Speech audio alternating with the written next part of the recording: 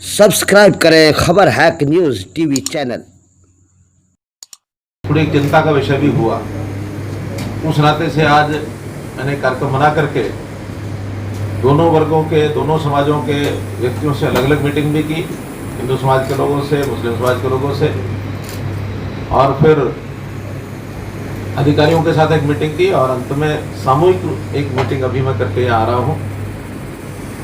मोटे रूप से सब बातें सुनने के बाद एक तो मैंने अपील की है कि हमको अपना भाईचारा जो सदियों से बना हुआ है उस भाईचारे को बिगाड़ना नहीं है, और उस भाईचारे को बनाए रखने के लिए हर किसी को बड़े मन से अपने सब व्यवहार करने चाहिए।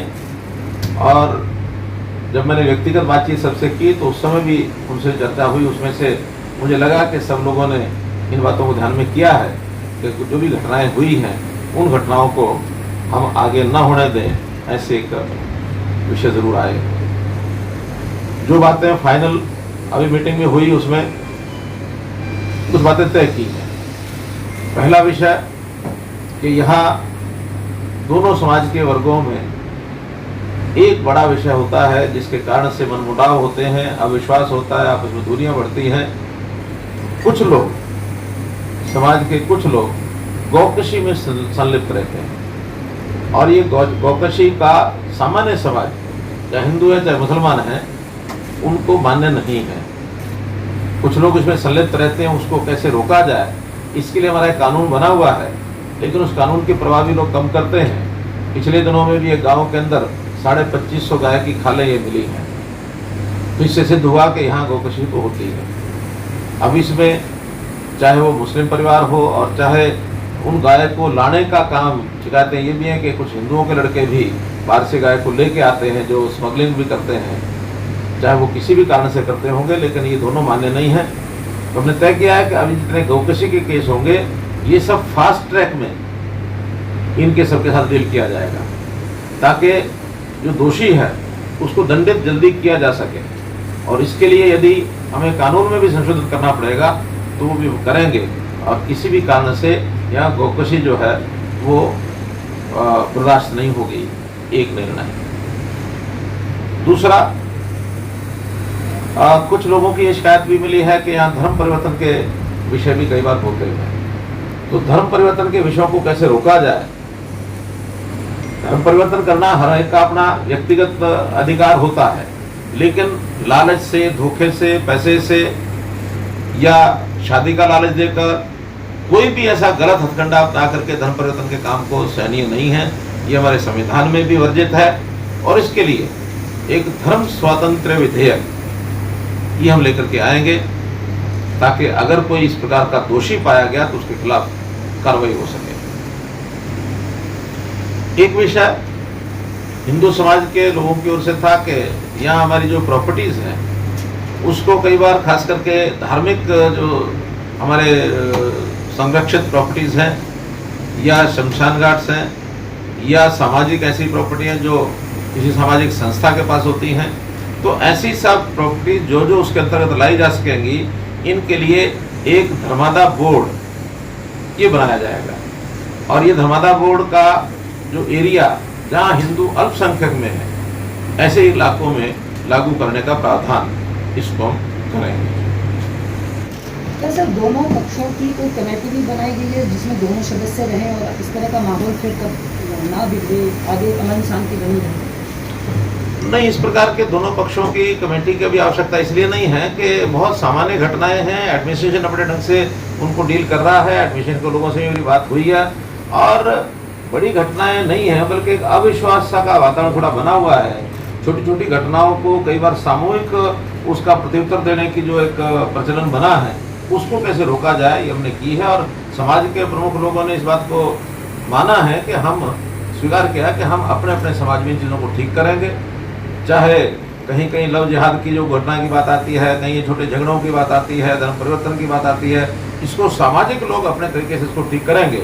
आज प्रमुख सामाजिक संगठन के लोग भी थे, राजनीतिक संगठनों के भी लोग थे, और सभी संगठनों के लोग थे। सभी विधायक तीनों ही कांग्रेस के हैं वो भी थे, जेजेपी के जो पदाधिकारी हैं उनके यहाँ जो नेता हैं वो भी आए थे, और ILD के भी थे, बीजेपी के तो थे ही थे। वैसे सभी संगठनों के लोग, पार्टियों के लोग थे। और मैं समझता हूँ कि ये कोई ऐसा विषय एक आधा ऐसा कोई घटना हो जाए कि जिसके लिए अलग से कोई कमेटी बना के करें, ऐसा कोई बड़ा विषय था भी नहीं। कोई छोटी घटनाएं हैं, उसको सब समाज के लोग अपने आप ठीक कर लेंगे। सीएम साहब, जो स्थिति उत्पन्न हुई है, आपको भी कई घंटे बैठ के करनी पड़ी है, इसके लिए जो लोग कसूरवार हैं, जो शरारती तत्व हैं, उनके खिलाफ कोई जांच कर कार्रवाई की जाएगी, चाहे वो मीडिया घराने हो या कोई आम नागरिक हो, क्या कहेंगे? नीति ताई विसार दे आगे की सुनले बंदे। सर, इसके अलावा कोरोना वायरस को लेकर इंडियन न्यूज़ हरियाणा ने एक बड़ा खुलासा किया था कि प्राइवेट अस्पताल अपनी मनमानी फीस वसूल रहे हैं लोगों से। क्या उसको लेकर किसी तरह से हरियाणा सरकार के लोगों को राहत मिल सके, एक निश्चित तौर पर रेट तय कर? कल मैंने गुड़गांव में मीटिंग ली, आज मैं चंडीगढ़ में शाम को एक मीटिंग रखी हुई है इसी विषय को लेकर के।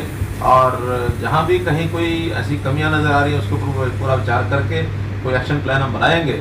खास करके दिल्ली के आसपास के जो 4 जिले हैं, इसमें गुरुग्राम है, फरीदाबाद है, सोनीपत है, रोहतक है और आधा झज्जर जिला है, बहादुरगढ़ एरिया।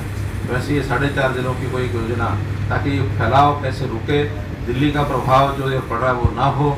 और जो आपने जैसे कहा प्राइवेट लैब्स हैं, प्राइवेट हॉस्पिटल्स हैं, इनका भी सारा विचार करेंगे ताकि जनता को इस कष्ट के समय कोई और नया कष्ट ना आए, इसकी जरूर हम चिंता करेंगे। सर, केएमपी के साथ कुछ बड़े उद्योग आने की चर्चाएं हैं, तो क्या मेवात के खाते में कोई बड़ी सौगात? मैंने बताया ना अभी मेवात का कि बहुत जल्दी ये जो एक्सप्रेस हाईवे ये करेंगे।